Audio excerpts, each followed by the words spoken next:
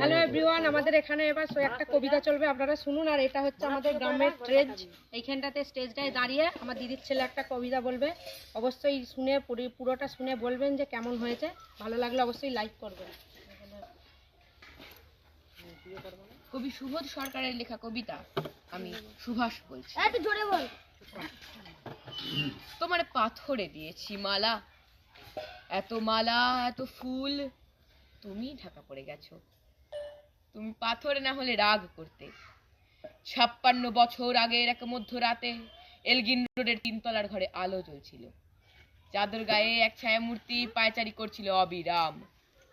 বাইরের রাস্তায় ইংরেজ পুলিশের চড় সতর্ক সজাগ চোখে দেখছিল।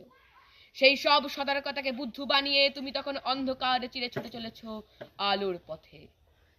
দেশের মানুষ কাকপক্ষী কেউ টের পায়নি। তুমি চলে যাবার পর 56টা শীত, বর্ষা, গ্রীষ্ম উধাও।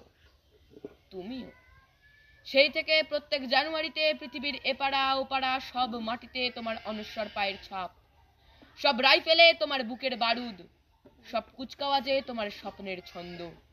পরশ পাথরের মতো স্বাধীনতাকে খুঁজেছে তোমার অন্তরে লুকিয়ে থাকা খ্যাপা। তোমার গন্তব্য ছিল স্বাধীনতা, তোমার পথ ছিল স্বাধীনতা, তোমার স্বপ্ন ছিল স্বাধীনতা, তোমার প্রেম ছিল স্বাধীনতা।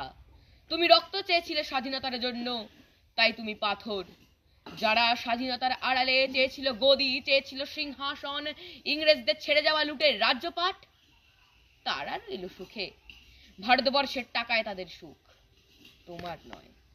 ভারতবর্ষের অফিসে আদালতে তাদের ছবি, তোমার নয়। ভারতবর্ষের সংবিধানে তাদের সই সাবুদ, তোমার নয়। ইংরেজ গরিব মানুষদিকে পায়ের তলায় রাখতো, আমরা বড় লোকদের মাথায় করে রেখেছি। স্মাগলার কিংবা ডাকাতকে জোর হাতে সভাপতির আসনে আহ্বান করেছি। ইংরেজ দিয়েছে চাবুক, লাঠি, গুলি, আমরা দিয়েছি মস্তান মাফিয়া নেতার বুলি। ইংরেজ দিয়েছে কালাপানি, সেলুলার জেল, আমরা দিয়েছি টিভিতে সুপারহিট মোকাবিলা আর আইনসভায় আয়ারাম গয়রামের খেল। 56 বছর আগের এক মধ্যরাতে পরাধীন এই দেশ ছেড়ে তুমি চলে গিয়েছিলে স্বাধীন এক স্বদেশে ফিরে আসার স্বপ্ন নিয়ে। তুমি ফিরে আসোনি, স্বাধীনতা এসেছে। তার কাঁধে ঝুলি ভরে নিয়ে ঝগড়া আর সমুদ্র হিমাচল ভরিয়ে দেওয়া ভাষণ, ভাষণ আর ভাষণ। 56 বছর ধরে তুমি পাথর হয়ে আছো। 56 বছর ধরে ভারতবর্ষ অধীর অপেক্ষায় কান পেতে আছে। ইথার তরঙ্গে কবে হঠাৎ শোনা যাবে স্বাধীনতার নিজস্ব কণ্ঠস্বর। আমি সুভাষ বলছি। আর আমাদের দর্শক মন্ডলী ছিল এত পিছনে, এগুলো সব দর্শক মন্ডলী।